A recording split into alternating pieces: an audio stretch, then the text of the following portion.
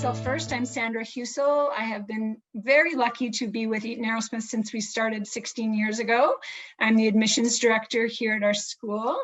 And all of my wonderful colleagues that will be taking a turn with me throughout the presentation, I'm just going to introduce them very briefly first of all, and then they'll take a turn as we go. So I don't know what your screen looks like, but in my top left is my colleague Mark Bleasdale. He's our wonderful IT and facilities manager, helps us with all things Zoom because it's certainly not my area of expertise. And over to my right is Kelsey Hanna, who's the principal of Eaton Arrowsmith White Rock. He'll be sharing some information in just a little bit. And then we have our co-principals of Eaton Arrowsmith in Vancouver. We have Daniela Francis and Rafael Croisetiere. Did I do a good job, Raf? We like to call him Mr. C. It's much easier. And then the wonderful Estelise Liang, who is our head academic teacher and also amazingly brilliant at all things cognitive as well. And I will say my own son's teacher. So, you know, I'm her biggest fan. So we will get starting without any further ado. Thank you so much for joining us. We promise to have this all wrapped up within an hour and then save some time, of course, before the hour ends for some questions. So before we get started, I wanted to let you know that my job in admissions is really, I think, the best job, but I get to speak with families from all over the world interested in what the Arrowsmith program is all about, what Eaton Arrowsmith is about. Is this a good fit? Our programs, are they a good fit for their child or for themselves? And so I thought I would take you all along with me on what an admissions meeting, admissions conversation is really like. And instead of me doing all the talking, I wanted to share the conversation with the real experts in their field, and that being our principals and our, our head academic teacher. So they'll be chiming in throughout our presentation. And then around about 5 o'clock Pacific time, we'll be joined by 2 of our Eaton Arrowsmith families. One family from Eaton Arrowsmith in White Rock, who the student is currently attending this school, and also an alumni family from Eaton Arrowsmith in Vancouver. So we'll introduce them once they join us.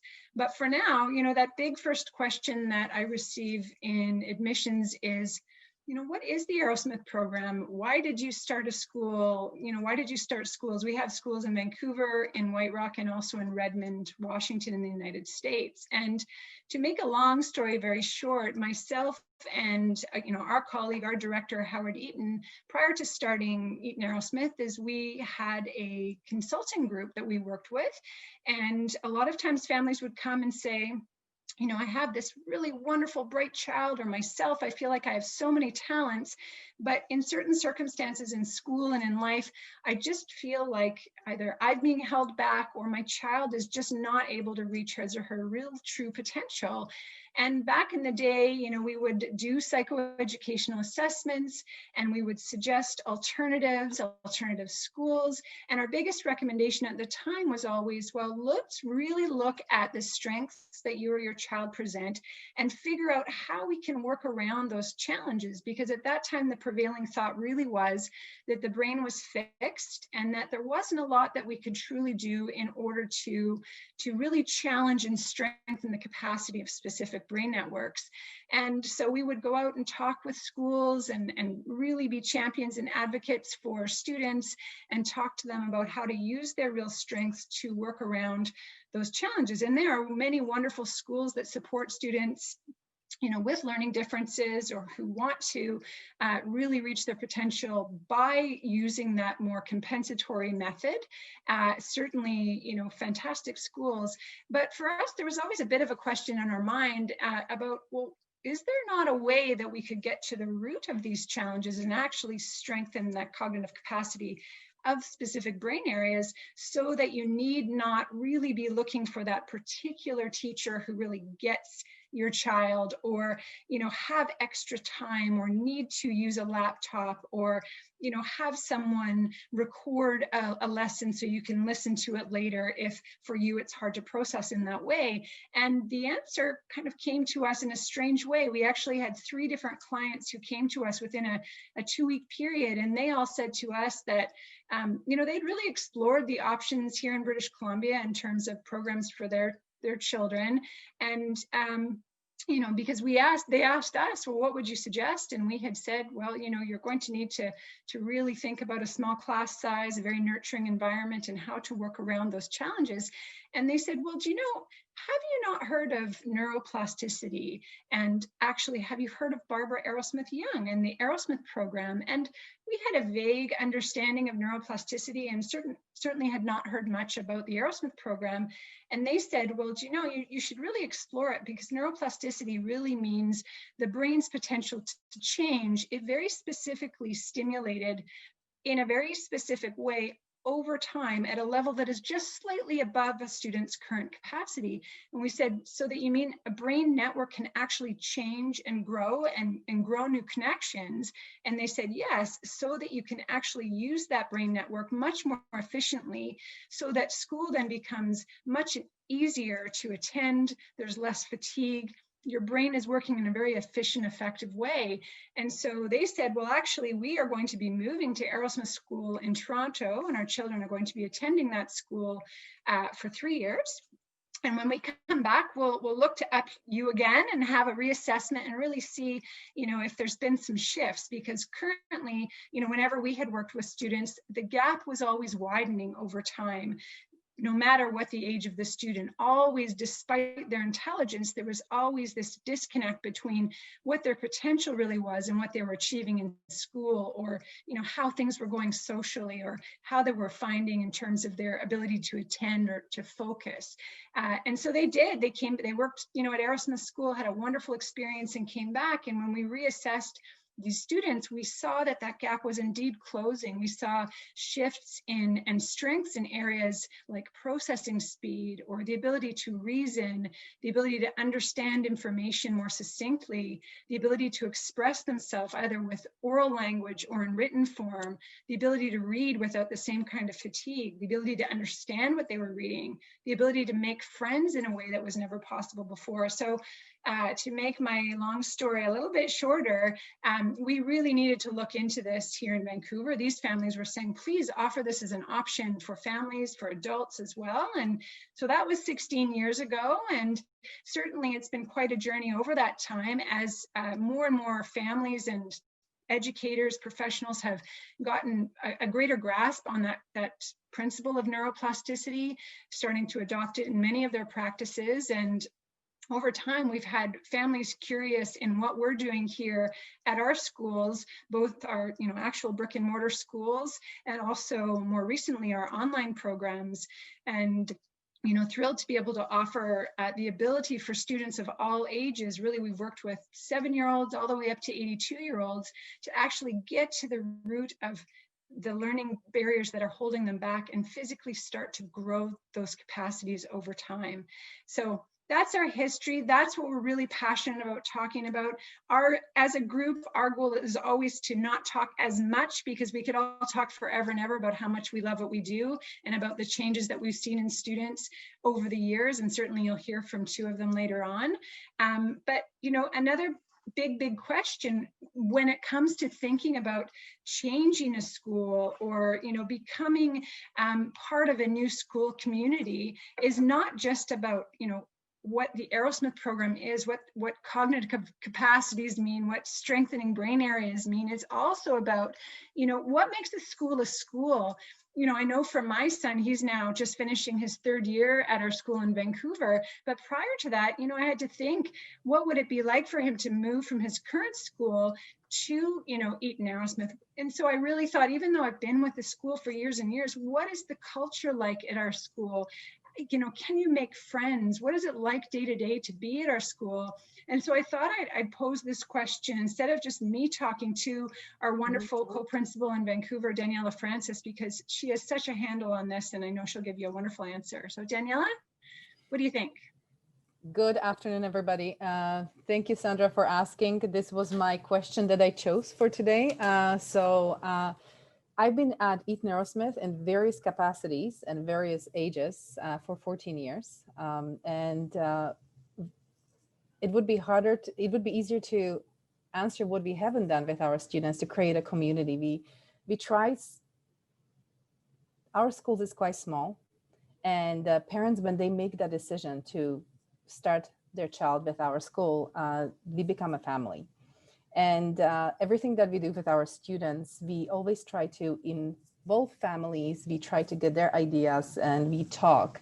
So we do many things. This year it's very different, and I'm sure it's for many schools. We know it's for many schools, but so I'm going to be talking about what we have done in the last 14 years that I have been here. And I'm not going to mention everything in those last 14 years, otherwise we would have been here probably until 9 o'clock. I'm going to just choose a couple of them. So what we do with students, we do crazy hair day. You will see a little bit 5-minute slideshow at some point through to today. And you will see a couple of shots and videos from that. We are doing crazy sweater just in actually we are doing it on Friday. Past years, we created different activities for students, making sushi, doing a cooking club, knitting club, Lego club, design club, how to organize and make more money to actually then send it to Africa and build a well. But the students had to come up with ideas how to actually bring that money towards that. So it's not just a donation, but how we can actually make people donate. So it's all made, we always ask for ideas for children. We talk to the children. We go, each year we do something different. And you would ask yourself, like, why do we do it? And families sometimes ask us, like, can we do more? Can we do less? We are trying to bridge the connection that the children are making during the day, during in a cognitive class, and the capacities as they're improving. We are trying to bridge them with everyday life. So students implement and practice how to better manage their time, practice organizational skills, and improve self-confidence while they are doing all these activities.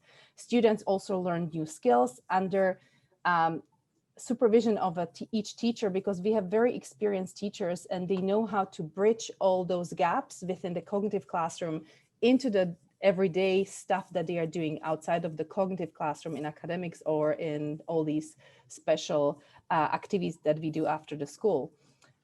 We also, the difference kind of what we do here, because students work on their cognitive exercises and it's quite repetitive and they have to work on it every day. We also have to be try different things to how to motivate them. So there's lots of stuff that we talk to the students, we talk to families and students. We have lots of experienced teachers and we have different things that we motivate our students with. For example, this year we have done, students decorated their own stockings, and every day for next 2 weeks or last 2 weeks of the school before holidays, they are receiving at the end of the day. So in the morning when they come, there's a little present in there for them to kind of, that they are working towards during the next day. We are also doing principal challenge. So Raf and I would come up with, we set a date and we decide what we are going to do and certain exercise that they need to kind of reach their goal. Or we also connect with all the other schools that are doing Arrowsmith program, and we compare who is going to do certain exercise the most, like at kind of like the amount. So we are also kind of connecting with schools outside of Vancouver area, not only in Canada, but outside of Canada. So that's about it. Thanks so much, Daniela. And when you were talking about all of the activities, another one that came to mind, and I know we do this at all of our schools, is our annual talent show. And that one is so much fun. And certainly it's not, there's no auditions or competition. It's this beautiful chance for our students who all have, something they're really passionate about or some kind of wonderful gift to bring forth. And they'll, come up on stage, they might tell a joke or a song or a dance, and everyone cheers so loud for everyone. So it's a really nice community piece. And the other piece too, I was thinking of just doing admissions for all of our schools, is how respectful and important it is for us as a team to acknowledge the fact that when a family is considering our school, they may well have been considering us or considering an option for many, many years. It's never a linear path in order to consider, what is the right next step for your child or for yourself or for your adult child. And so when someone comes to our school for that very first time, and every day afterwards, that very first time, it is so important that we understand the layers that might be following that student coming in. They may well have been discouraged. They may well have felt frustrated or inadequate or not enough in another situation. And that's the last thing that we would want for them coming to us. We have this great opportunity in our hands to actually help a student change his or her life. And we don't take that lightly at all. So anyone who comes to our school is held at the utmost high regard. So I just wanted to make sure to mention that. I know it was in all of your heads, but another piece I also get asked is, well, if you're working on strengthening your brain's capacity for learning and doing all of the, the mental challenges that we're doing in order to really, forward our life's path and enhance ourselves, is there no room for movement? Or, how do you incorporate physical activity and exercise? We all know that's so important for our brain growth. And so I wanted to turn to Raf for that, because I know he's got lots of experience in this area. So Raf, what do you think? All right. Well, first of all, hi everybody. My name is Rafael Croisetiere, and Sandra, not bad. I'm gonna give it to you, not bad. I've heard way worse many times over. So this is my 10th year here at Eaton Arrowsmith School. I actually started as a student aide working one-to-one, so I've had the opportunity and the fortunate opportunity of actually working, from the very beginning one-to-one with a student, and then as a cognitive teacher and kind of all the way up. So I really value the experiences and not only the people that I've met, but the educators I've been able to learn from during that time. To go into your question, I think one of the main things, and the parents that ask, the first thing when they come into our school, it is a little bit small and it doesn't look like a school in many ways. But to kind of counteract that and to promote the physical activity, just because we know that that's something that helps to promote neuroplasticity, and it helps to actually, above all, kind of settle students down and give them a chance to exert when it's necessary. But then when they come back in the classroom, they're ready to go. So one of the benefits that we have specifically at Vancouver is because we're on UBC campus. We've connected some close ties with a company called Active Kids. So Active Kids is something that is put together with UBC kinesiology students and teachers. So it's a volunteer group, and they work with our students in doing all kinds of games. They've got a huge indoor gym. They play soccer, they play floor hockey. They've got a gymnastics room, or like a parkour room, as our students like to call it, with certified trainers. And honestly, just practicing the skills that we're teaching them in the classroom. So listening to instructions and being able to carry those out.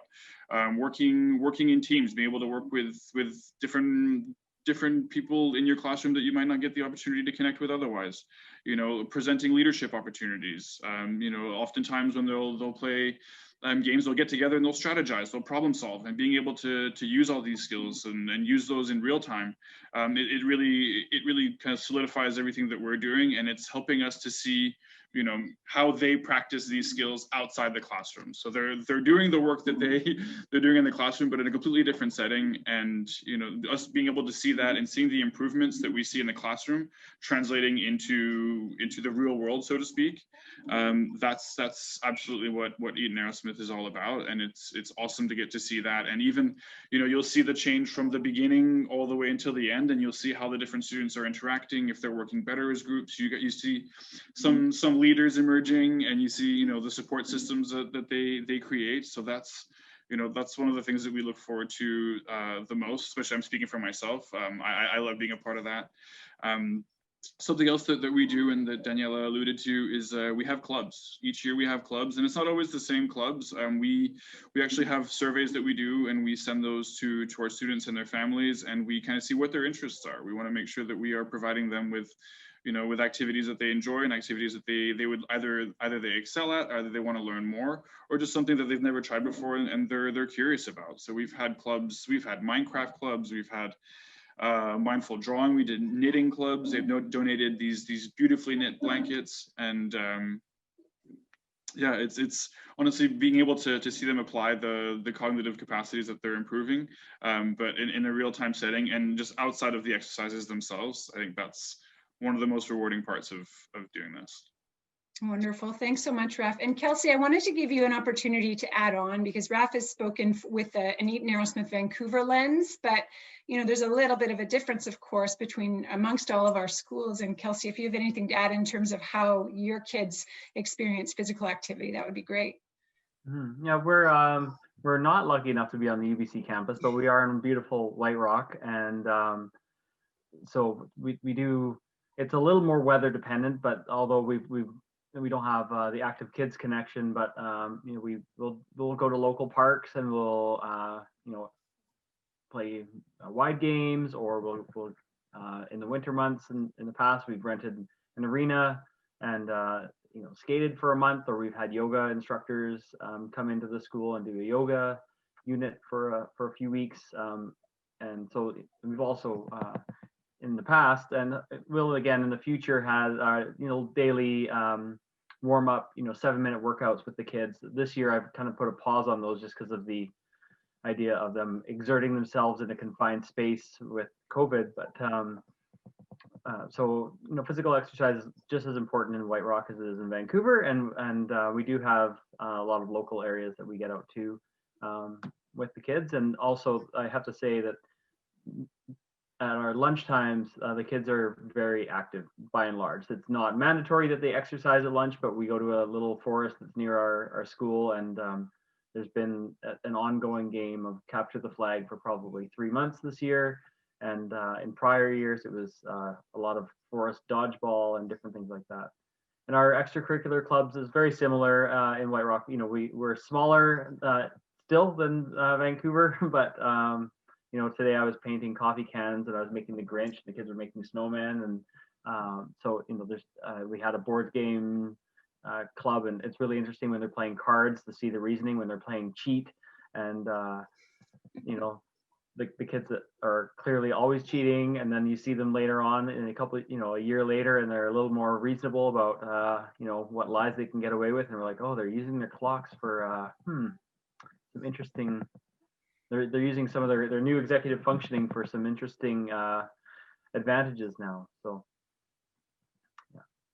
Awesome. Thanks so much, Kelsey. And I don't know about you, but for me as a parent looking at a new school for my child, I really have this great desire to actually see what the school looks like. It's wonderful to speak with the administrators, and you know, I'm hoping parents enjoy speaking with me as well, but to actually tangibly see, you know, the place where your child or where you may well be going to spend a few years, it's important to see it. And this is the saddest thing for us about COVID. I mean, there's many downsides, of course, but is we're not able to invite visitors into our school in the way that we're used to. We're used to inviting people in, having students spend a day with the kids, really getting to know some of the Arrowsmith program exercises, to get to know each other, to find that fit. And of course we do, you know, a lot of Zoom calls with families and with students these days, but we thought what we could do at this time is to share with you a video that Daniela and Rafael at EA Vancouver had created just prior to the start of this school year. We're actually in the process of updating this, but for now, it gives you an idea of what our space in Vancouver looks like. You get to see some of the teachers in action. And then in terms of Eaton Arrowsmith White Rock, what we have is at the end of that video, there's a compilation of photos that, you know, we've taken over the months, interspersed with some from Vancouver as well. So, you know, we'll show that now just so that you do have that connection with what it is that we're actually talking about in terms of our school sites. And then we'll be back after that. So Mr. Bleasdale, off you go.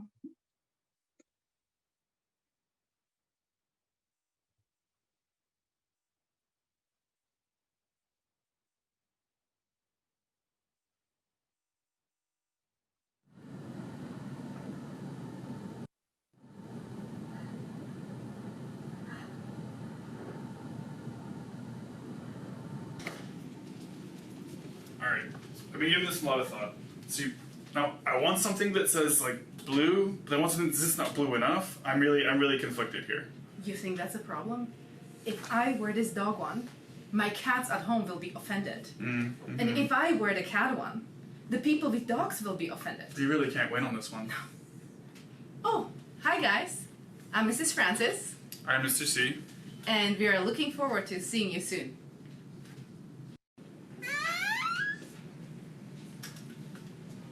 Longhand, shorthand. Oh, hi there. I was just trying to figure out what time it is. It's almost time for school again. I'm really looking forward to seeing you guys. I'm Mr. Bleasdale. I'm responsible for keeping the place running and all the computers working. If you need any help, come see me.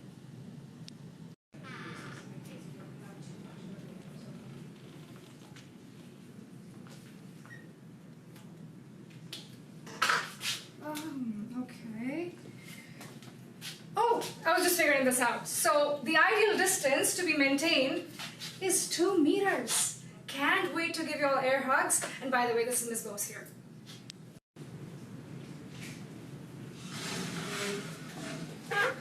Quarantine's over. I'm gonna go here. Hi guys, I'm Miss Karen. I look forward to seeing you in all your classrooms this year. I think so. Yeah, it's a good one. I can see you. Yeah. Okay. Oh, hi. Oh, hi. I'm Miss Ferrari. And I'm Mr. Schneider.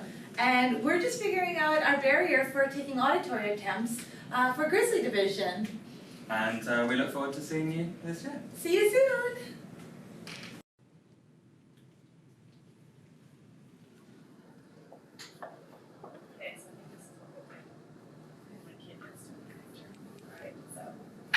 Oh, hi. I'm Mrs. Gallagher. This is Miss Kayon. We just want to demonstrate to you what we will be doing when a student masters their arting picture. So once it's been mastered, we'll take it over here, and we will make sure that it is nice and clean so that the next person that uses it will know that it has been properly disinfected. And the only person that will have access to this bin will be the teacher at all times.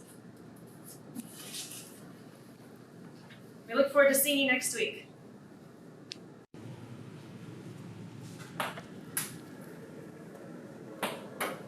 Oh, growth mindset. Try again. Yes! At EAS, we don't compromise on the learning, on the fun. My name is Miss Leon, and I can't wait to see you.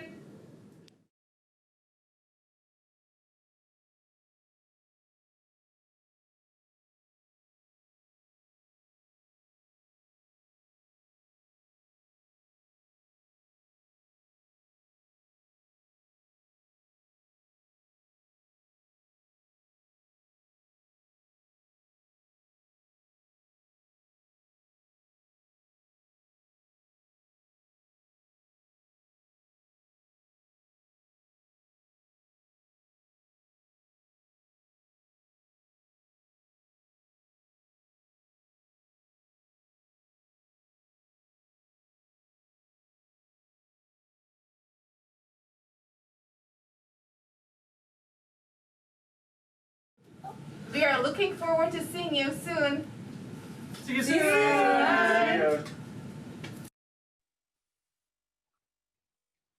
So there you have it. There's a little visual of our school in Vancouver and our school in White Rock as well. We of course wish we could actually physically invite you in, but such is life these days. So now that you've had that view, you might be thinking, okay, so I've seen a school, everybody looks pretty friendly. They're talking about, you know, strengthening cognitive capacities or the brain's ability to learn. They're talking about, you know, some academics and physical activity, but really the big question that I'm often asked is, you know, why would you come to Eaton Arrowsmith? What is the point of taking what can be a typical program is 3 to 4 years with us? Why would you take that kind of time away from a typical, more traditional path through academics in public and private school and spend some time actually strengthening the brain's capacity for learn? How does that all work? Why would you do that? And you know, what is it like to spend those years with us and then transition, you know, into a more typical school after that? So I'm going to turn to Kelsey for that, and he'll answer from his perspective as the principal of Eaton Arrowsmith White Rock. Thank you, Sandra. This is one that the more I thought about, because I get asked the same question. I meet with families in White Rock, and usually after they've met with Sandra and are interested in meeting with me and checking out the space. Those wonderful pictures of the green carpet, that's White Rock that you saw. And I'm proud to say those pictures were from September, and our school actually still looks almost that tidy, which I'm excited about. But that's just the type A side of me. But it's definitely a big paradigm shift for families to consider. Should we do this brain strengthening program, or explore another option where working around the weaknesses with compensatory methods, or staying at the current school with increased support. maybe get an IEP, or they probably maybe already have one, getting a psych ed, getting more supports put in place. And, of course, honestly, those supports do work for lots of students, which is why those have been the traditional methods for many a year. But the new paradigm, the alternative paradigm, is now an option like Arrowsmith, where you can actually work on the underlying cognitive areas that, as Sandra put at the beginning, that are responsible for some of the learning challenges that our students have. I should say this, I should back it up as well. It is a shift to change schools, and my own son also has been with us for a couple of years, and it was hard even for me to make that shift. But the thing that we also remind our families and let in, and it's the good part and the sad part is we're not a forever school. So our students come to us with the goal of us transitioning them back out of Arrowsmith when they no longer need our program, when they've improved those abilities. So none of these changes and none of the shifting to Arrowsmith in your daily routine isn't forever. The changes indeed are permanent, but the change of scenery, the change of school is a temporary one. And as Sandra may have mentioned before, I don't think you did yet, was typical student might be with us for 3 years, but we one of the things I like about what we do is we assess every year what it's measurable. So we want to see the progress as well. We want to make sure the students are on track. We want to see what they would need for the following year, if they need a following year. So rather than working around the problems, the weaknesses, the challenges that the student has, the students come to EA and work on their weaknesses, and that is obviously challenging for them, but it's also really empowering for them because they're no longer working with more band-aid solutions or being pulled aside to a special class or whatnot. They've got a team of staff who are there to support them with their individual program, but also they've got a group of kids or classmates, maybe adults as well, who are going through this with them. And there's a real sense of camaraderie and community and family, like you said. Even if it's only for a few years, they're in that together. And it's also, rather than every day, one of the biggest things is it's predictable for the students. They know what to expect every day. The program is, and that's a good thing and a bad thing. It is can be a little monotonous, but there's no anxiety around what curriculum is going to be thrown at me tomorrow, what that I can't do, or they're going to have to give me extra help with. So the students really thrive in a predictable environment and knowing what's expected of them and knowing what their goals are in the different Arrowsmith exercises and seeing the improvements themselves measurable. They know that they moved up a level in one of the Arrowsmith exercises, or they know, they've seen their classmates do it, so they feel it's doable for themselves. And their families start to notice changes and they notice changes in their own academic abilities. So really it's empowering for them. And our vision at Eaton Arrowsmith is empowering positive change. And that's what we get to do as teachers and as staff. It's not just the teachers. We don't get to do the work. We can't do it for them, but we're their coaches, we're the mentors, we're the cheerleaders there to kind of support them through it, to empower them to make these cognitive changes. And what that's ultimately doing is building a foundation for them that they will have post Arrowsmith. So like I said at the beginning, it's not forever, but we're building a strong cognitive foundation for them to build upon academically, both while they're with us, but also in the time when they leave Eaton Arrowsmith. It's no more working around it and having a shaky core. They can actually strengthen the underlying weaknesses. So as we've said many times. Great. I hope that answers your question. Thank you, Kelsey. No, that's wonderful. The other question that often comes along with that is, well, so how how do academics fit into this? And typically students at our school are spending about 3/4 of the time each day between 8:30 and 3 o'clock working on Arrowsmith program cognitive exercises, along with physical activity, mindfulness, clubs, etc., the extracurricular we've talked about. But academics certainly is a component of our day, and it's important to fully understand how the cognitive exercises and the academics complement each other. And so I'm going to turn it over to Estelise as our head academic teacher, and she'll fill us in. Thank you, Sandra. My name is Estelise.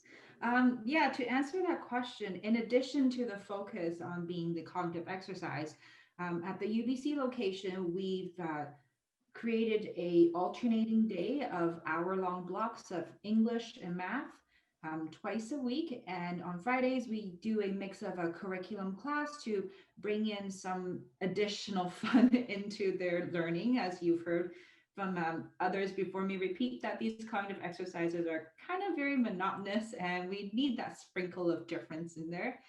The White Rock location does math and English every day, but at a slightly shorter chunk. But both of our locations, we organize our classes by ability and readiness and not by the student's chronological age. So that would mean that sometimes the students could be working on something that's below their grade level, at grade level, or even higher than grade level, depending on their readiness. Why do we do things this way? That's because if you think about it, a student in grade 5 is being asked to learn about fractions in math, for example, but their cognitive capacity is such that they're not yet able to understand multiplication, aside from memorizing a few facts here and there. And then you try to ask them to apply an understanding that they don't yet have to figure out, let's say, a common factor to simplify a fraction. It's not really an effective use of their time, because essentially we're teaching these children to memorize certain equations and methodologies to do something rather than to understand something. So we forgo the grades and look at the core foundational skills and build up. So what that means in math is that depending on the child, if they're grouped in the younger group, in the more foundational group, emerging group, that means they start with number, cents, and place values, and we build up from there. And for example, in English, we have incorporated Linda Moo Bell into part of our English curriculum here. So what it means is that students who are not yet able to read and do not understand phonemic awareness yet, we do the Seeing Stars module with them so that they can visualize and recognize the sounds of each letter to build phonemic awareness for spelling. And when they're cognitively ready to do so from their progress in their cognitive exercise, then we build up from there and teach them skills like syntax and self-expression, the more traditional English language arts skills. So the focus is not just the content, but also the core competencies that the provincially prescribed core competencies, for example, personal social competencies is their ability to relate to their own identity, the world, their community. And this is something that they need in order for them to thrive as an individual, to achieve their purpose in life, kind of. And the communication and collaboration skills, where they have to acquire, develop, and transform ideas, make connections, express themselves, and look at things with more than just one perspective. Because a theme we see over and over again is that perspective taking and seeing things from a different perspective is a very challenging thing. And the success we've had with it is really working in conjunction with the cognitive exercises to develop their executive functioning so that they can achieve that, so that they can interact with other people effectively. And the other part, of course, is the creative, critical, and reflective thinking. And these are things that are associated with what we consider more traditionally as intellectual development. So taking specific concepts and contents and transforming them into new understanding. So it's that whole education buzzword of metacognition, like thinking about thinking, creating new ideas. And that, again, is developed with conjunction with the cognitive exercises. And why we choose to focus on these core competencies that the province has prescribed is the idea behind transferable skills, because transferable skills doesn't matter where you go. It is applied across all domains of life and learning. So in academics, we don't just focus on the content, but also give the students the opportunity to develop and practice these skills. So the big picture for academic structure is once their cognitive capacity is improving with their cognitive exercise, we build in the opportunity to practice the core competency skills and a bit of content through English, math, and other curriculum subjects to develop these transferable skills so that they're ready to transition to a neurotypical classroom or their next schools when the time is right. Thanks so much, Estelise. A follow-up question for you, because I know you've had a lot of experience in terms of students that are transitioning on. What is the typical path, or can we even say that there is a typical path in terms of transitioning? What feedback do we tend to get in that first year when a student has moved on versus the second year? Is there a difference? So I'll let you speak to that. Absolutely. Our parents are very, very candid with us, and I do appreciate that. And the truthful updates that we do get from parents is like, my child first year after EA, they're struggling academically. But over and over again, their current teacher feedback to the parent is, oh, we're not worried about your child because your child is actually really hardworking, has a great work ethic, and is not afraid to make mistakes. And above all, sometimes they'll even ask for extra practice. Like, what kind of student would do that? An EA student would do that. And that is due to their improved cognitive capacity for learning. And by the time that their second or third year rolls around post EA, they're caught up academically, because the analogy that I'm sure some of you have heard Sandra talk before is that their brain previous to this is like a basket that's weaved with holes, and you're trying to stuff it with academic content. They're just simply not yet ready. And with their cognitive exercises, they've patched those holes so that when you do fill it with content, they're ready. And through the practice of all these monotonous cognitive exercises sometimes, is that they build grit, they build persistence, and they persevere. And that's the thing that will carry them to their academic success afterwards. Wonderful. Thank you, Estelise. And this is a great segue into what I'm thinking is going to be our favorite part of this presentation, is speaking with two of our wonderful families. I'm going to start with Ruby and Michelle just down below there, just because Ruby started to experience this transition. Ruby was one of our wonderful students at Eaton Arrowsmith in Vancouver. We miss her dearly. So it's amazing to see you right now, Ruby. And I'll just turn it over to you and your mom just to share any thoughts that you have about, what it was like deciding to come to EA, what, our school is all about, and how life is for you now. Yeah. I'm just going to share while we were laughing is because Ruby's hamster had escaped and was in our laundry room while this was happening. So it's never dull. It's never dull. Hot hamster. Can't make that stuff up. That's just that happened.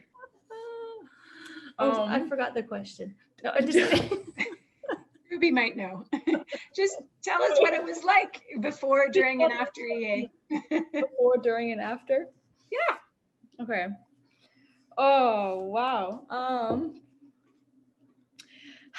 Before I came, I didn't even know what I was experiencing, because I was so lost, and I didn't have that awareness to even comprehend why I was not able to do these things that these other kids could do, or even just speaking and expressing my frustrations, my thoughts.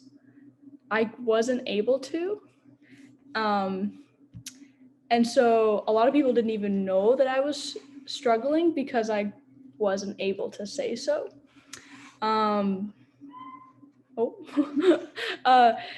So then a couple years went by and I had reached my threshold. I don't remember how it came upon switching. It was basically grade 8. Grade 9. Grade 8, Ruby survived, and grade 9 was just flags. Okay, something has to change. Something has to change. Her IEP and the modifications were band-aids and weren't doing anything, and Ruby just needed something different. And I think Ruby came for a visit in December. Yeah. And she walked out and said, yes. I need to go to this school. I need to go here. This is where I need to go. And Ruby had never put the word go and school in the same sentence before, because she never wanted to go to school, ever. She would ask her whole life, she asked to be homeschooled. And now, funny enough, like in a pandemic, here we are. But the fact, so she just knew she needed to go to Eaton she's like, I just need to go here. So that was we could talk for half an hour before how we got there, but it just was an immediate realization of, I can finally help myself. Band-Aids won't cut it for the rest of my life. So now I was there and I really noticed change like pretty quick, mostly in my awareness of self, I think, and I mean my time management is better. And interrupting, like she was interrupting people in conversations. Knowing reading the room, I've gotten way better. And so those were some of the social things we kind of started noticing first of all. I started this like awareness of self was a big thing, and it was hard. You become emotional, but I was able to understand and like forgive myself for having a hard time with certain things, and I was able to understand how do I say that? Like I was growing, I guess, and it's okay to go back and to revisit things, and everyone has their own path, and I started to understand that and accept that, and like gain more confidence in myself. And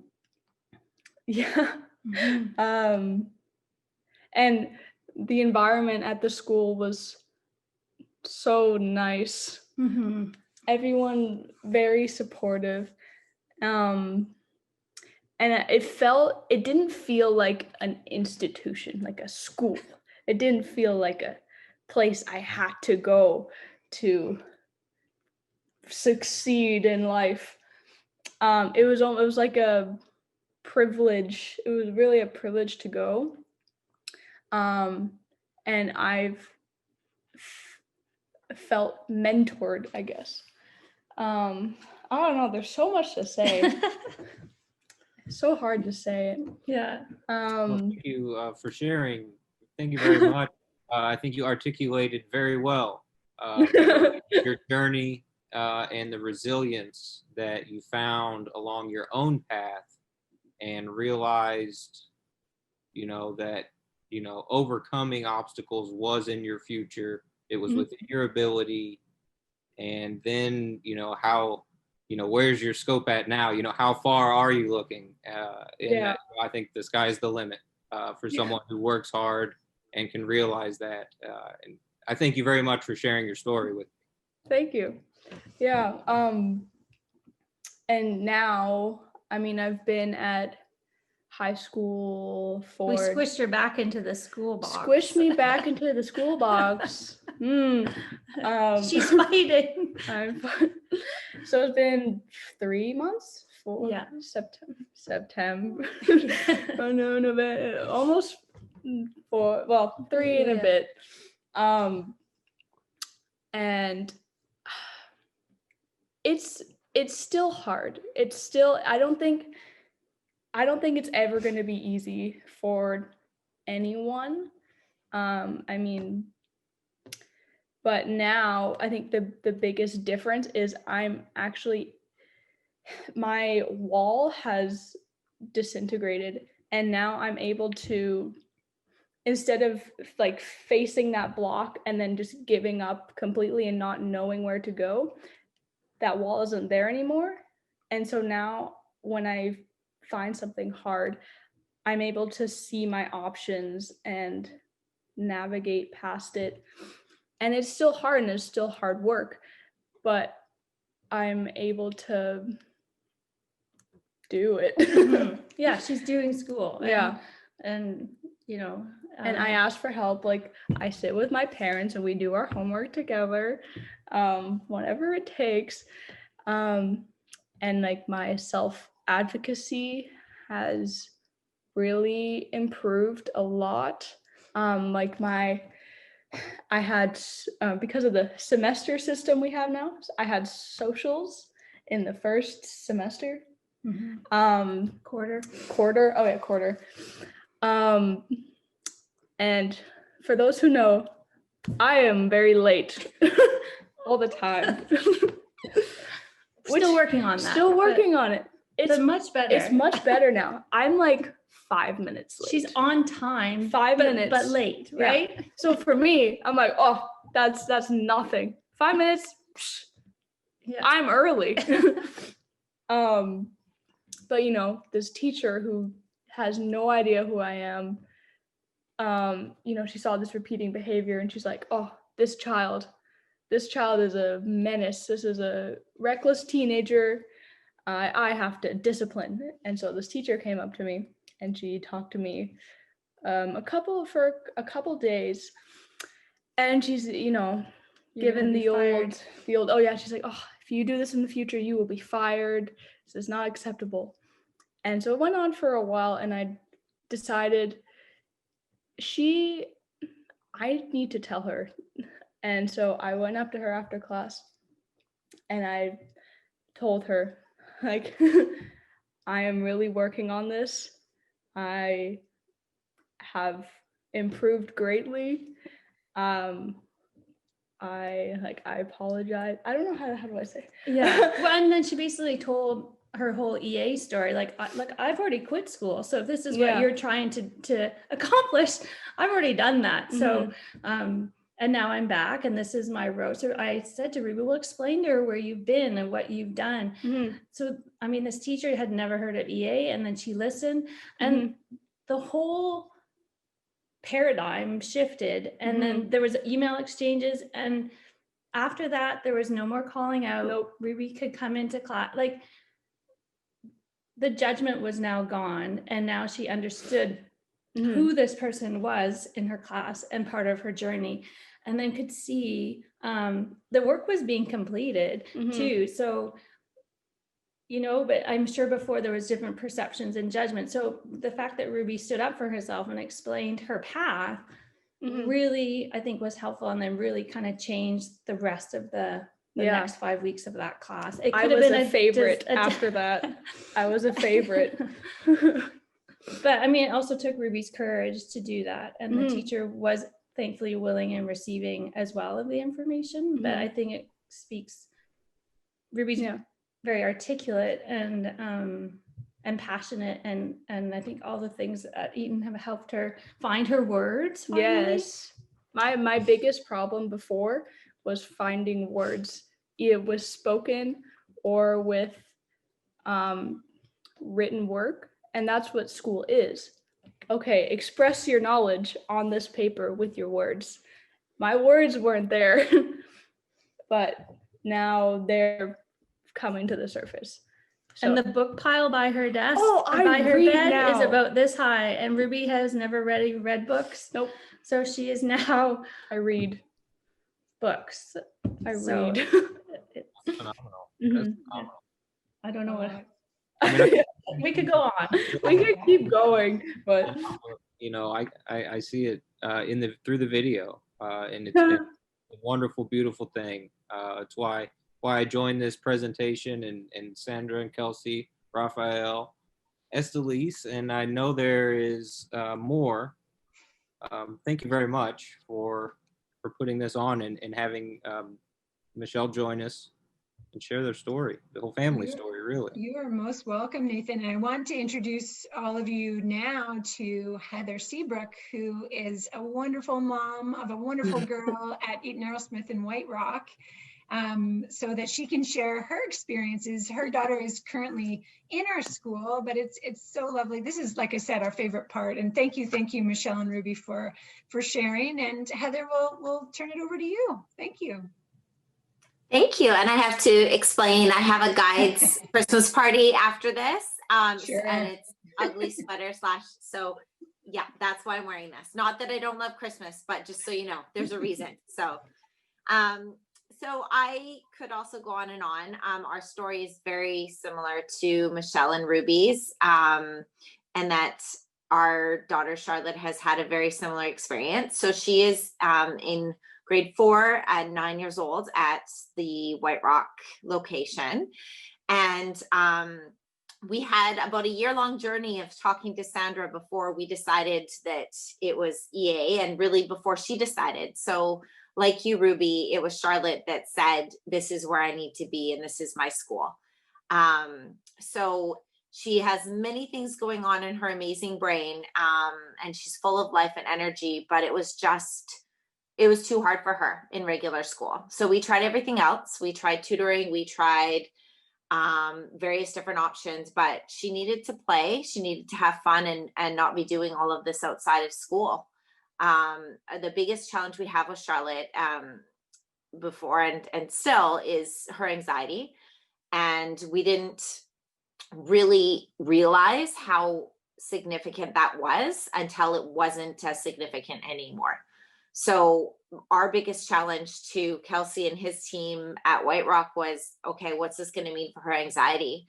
The learning challenges are very, very much there, but how much the anxiety played a role was really our unknown. And really this year, we've seen the biggest challenge or the biggest changes with her and her anxiety piece, because she's seen it, just like Ruby described, how much of an improvement she's made, her confidence, the way that she's able to learn and articulate her challenges and articulate when she has seen improvement is incredible. And that's positively affected her anxiety. And just how much the Eaton program has made an impact on it, especially this year with some of the exercises that she's working on, how much that's given her the ability to describe the social piece that is a big part of her anxiety and working through it. It's just been incredible to see how this 9-year-old has transformed to who she really is and what she's capable of. As Kelsey knows, I happy cry a lot, so I'm going to try not to do that right now.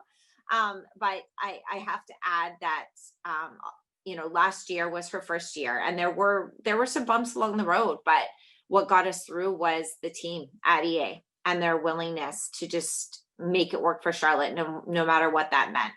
So adapting her program, implementing some personal motivational charts, just working with the conversations with me every day of where she's at, what's going on, what's going to work for her right now, what's not. It's just been incredible. And it's this little family that she has there now that, she's celebrating the masteries and all the successes of her classmates. And it's been a life changer for her. Absolutely. So. Oh, thank you so much, Heather. I haven't heard an update for a little while, so thanks so much for sharing that. We're so proud of Charlotte, and thank you for being such an important member of our community. We can't wait to see what's next for her, honestly. Well, and I'm always willing to, to just explain more to anyone that's interested. So Sandra, I was going to mention, if anyone wants to connect with me, please just send them my contact info. I'm happy to share some more specifics about her and our journey. It's hard because respectful of everyone's time, but I'm happy to answer any questions that people have, because it's just been so incredible for our family, for everyone really. So thank you so much. Yeah, it's often another question I am asked is, are there families that I could connect with? Because it is one thing to talk to us, but it's very important to form that connection with families that have either sort of come to EA and are now sort of into their transition or are currently in the mix. with us. And so thank you so much. I know you've both offered that in the past, and we're very grateful for that. The last question I'll speak to, and then I know I'm very mindful of time. Certainly any kinds of questions that you have specific to admissions, you can always reach me at admissions@eatonarrowsmith.com, and I'll ask Mark if he can pop that in the chat, because I'm not very good at talking and typing at the same time. But the last question I get is, well, if this person is a fit for Eaton Arrowsmith and this person, how do I know if my child or if I'm a fit for Eaton Arrowsmith? And the wonderful thing about brain development is that almost everyone is a fit for this kind of work. We can all benefit from enhancing our brain's capacity to learn. There's not one of us out there, or if you are that person, good for you, but that couldn't really take some time to strengthen a capacity or to remove a barrier or to enable themselves to not have to settle on a path of life that maybe wasn't their true desire.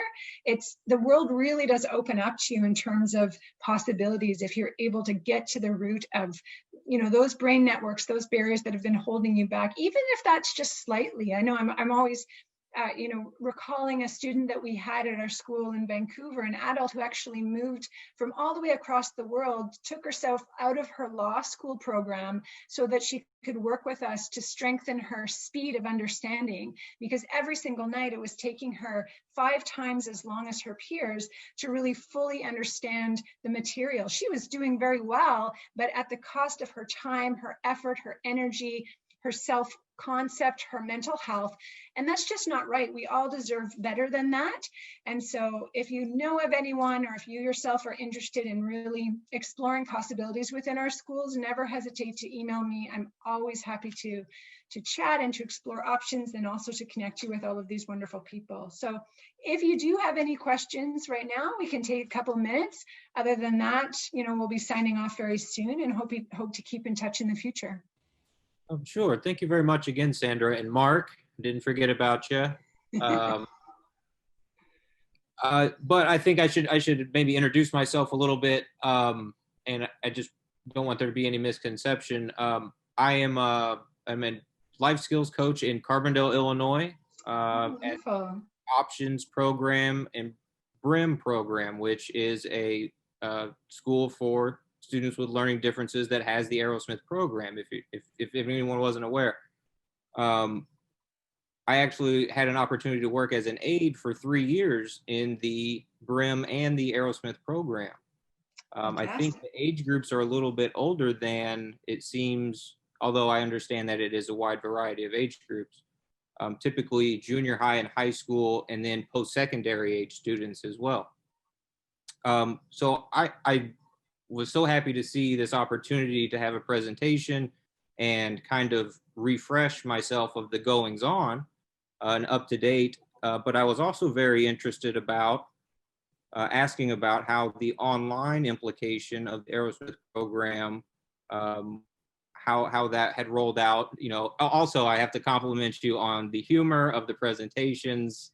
They were very, very enjoyable. The family atmosphere is very evident. There's no doubt about it. And as Heather spoke to, her daughter having, it sounded like some freedom to enjoy that time, sneaking in the carrots with the applesauce, so to speak.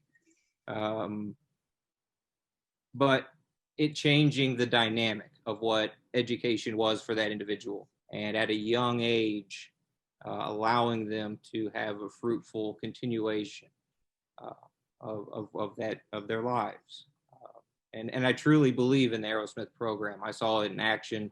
I believe it's a shining star for the organization that I work with. And again, I want to thank you all for the opportunity to be here and for your time. And if you have time, if you could speak just briefly, I know we're all looking forward to our evening. But if possible, you could just speak a little bit towards how that, because at my time, there was no online application of it. And obviously with the current times, it was necessary to be flexible. Oh, absolutely, Nathan. It was our little silver lining again in COVID is that, we of course in our schools had to very quickly transform and offer the Arrowsmith program exercises online. And a huge grateful thank you to anyone involved with the Arrowsmith program for enabling all of the school sites around the world to be able to offer online programs really within a very short amount of time.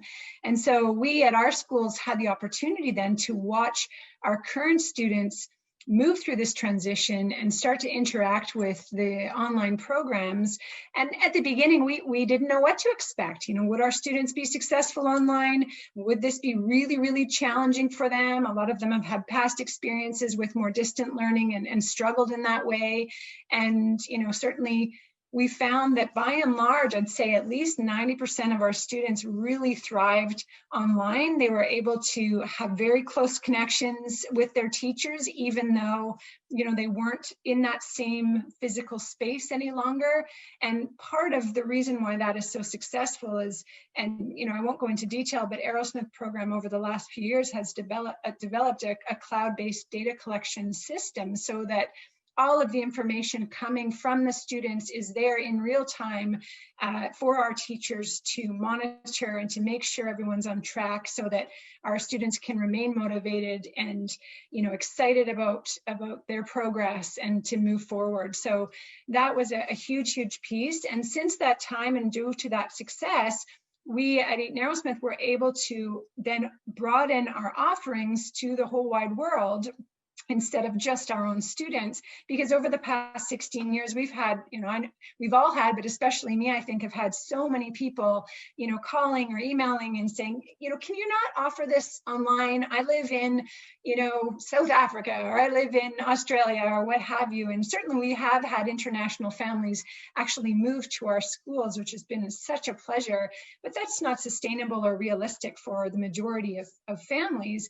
And so we now offer a program online that we call a 4-hour-a-week program, where students join us Monday, Tuesday, Wednesday, Thursday for an hour and work on one particular Arrowsmith program exercise for the course of 8 months. We've also got a half-day program where students will work on 4 Arrowsmith program cognitive exercises, and then we've got an 8-week cognitive intensive program as well. So lots of opportunities that will meet the needs for families where they're at in terms of their time, logistics, and finances. And it's been really successful. We now have about 150 students from age 7 up to 82 with us online. And we are so proud of the progress that they are making. And it's been also really fantastic to watch the involvement of the whole family with that student. It's different than when you drop your child off at school and then they're there for the day and then they come back and, you hear about their day through their filter, through the filter of the teacher. But when the parents, they're not doing the exercises for them. They can't, that's not their role. They're there to be the support and the motivator, but they just have a better understanding of the process that their child is going through. They're there to celebrate right away, to problem solve right away. And it really has been an incredibly positive experience for our whole organization. That's wonderful to hear. Yeah, I felt like it would translate. It was, the exercises were amazing to me. As I got to know the program over time and working with various students and various exercises, I truly fell in love with the ability to, as you began explaining, the neuroplasticity, to be able to address a fundamental root cause of what may be preventing an individual from, reaching their potential. And with the Ruby sharing her story of success and breaking through those barriers, and as she described it, the wall disintegrating, it's just uplifting. It's the type of emotional reinforcement I love to hear, and much needed in these times. So again, I thank you all very much for your time. You are very welcome. And a big thank you to everyone who joined. We're most appreciative, and absolutely anytime, don't hesitate to reach out. I know Mark's got my email address there, admissions@Eaton Arrowsmith, in the chat. And we look forward to staying in touch. So for now, go and have a great evening. Thanks, everyone. Thank you.